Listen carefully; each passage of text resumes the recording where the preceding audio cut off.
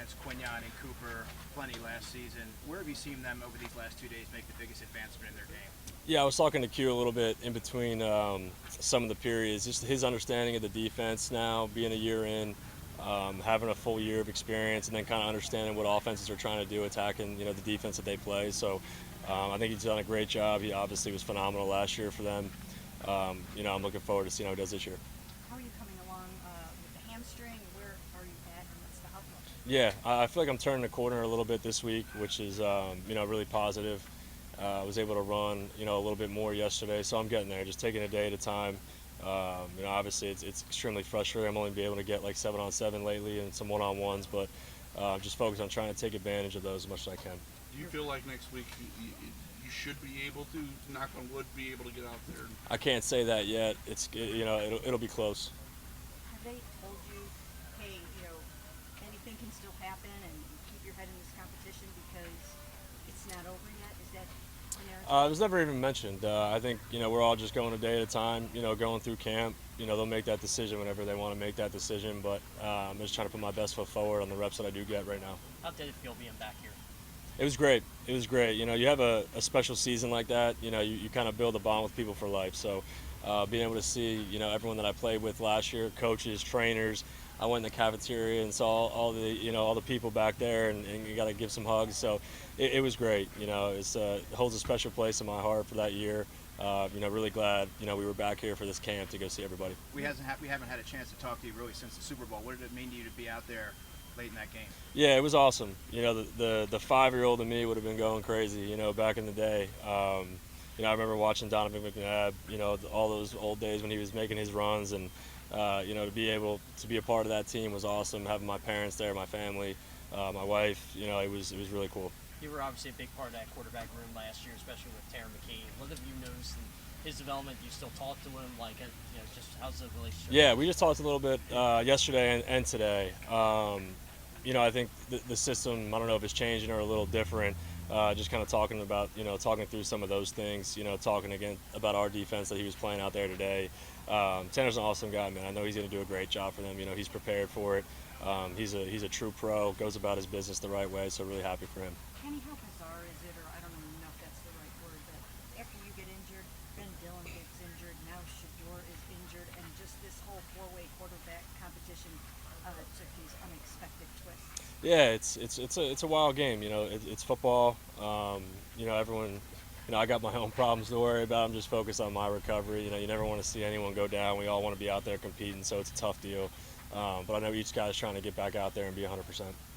How has, Kenny, I don't know if frustration is the right word, but I know you've mentioned it a couple of times, so just managing that part of dealing with this offense? Yeah, I try to give myself 24 hours to be as angry as I could be, and then just turn the page, every day, doing as much as I can. It truly is a 24/7 grind to try to get back 100%, so I'm doing absolutely everything I can. Hopefully I can push it to get out there. I want to be smart, but at the same time I want to be out there competing, so you're kind of like walking that fine line.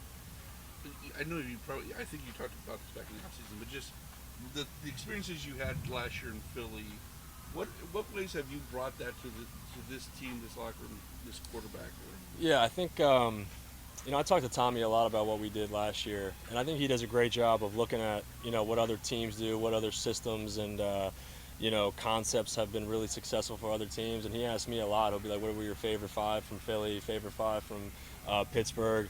I'm sure he's done the same with Joe. He's just always looking to make the system better and put our guys in the best places to succeed.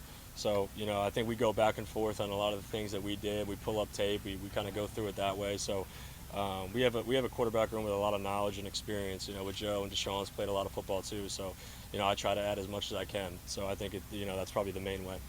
What were you really excited about in terms of your progress in those first 4 practices? It seemed like you were really coming along there. Yeah, I felt, I think I touched on it before, the 5 weeks at home I really just dedicated to studying the playbook and going through it on the field, training hard, being in the best shape that I felt like I have been in my life for the competition. So I came back ready to go.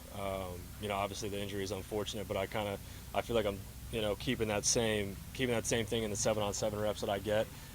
Just trying to be as accurate as I can be, make the right read, and move on to the next play. So that's really my mindset right now. Kenny, I'm sorry they asked you this. I just walked in.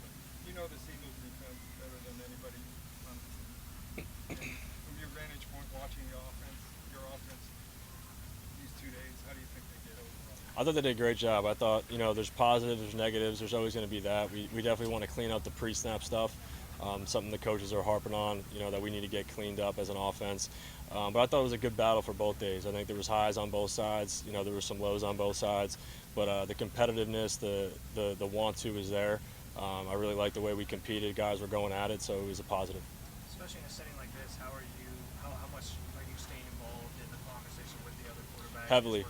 Yeah, as heavily as I can be, because I'm not getting those reps. I kind of stand in the back and go through the checks, go through the cadence, trying to steal as much as I can. And then when those guys come off, I try to help them out too, tell them what I saw, ask them what they saw, and kind of talk through the play.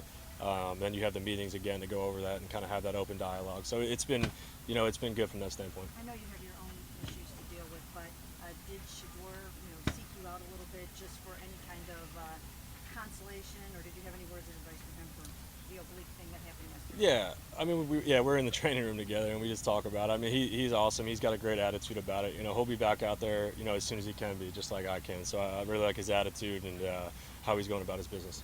Kenny, Harold Fan had a big day today, especially he had a drop early, kind of came back from it. How have you seen him progress, and just having two big targets like him and Njoku, how does that help with Yeah, I think we have an unbelievable tight end room, obviously, with Dave. Everyone knows what he can do.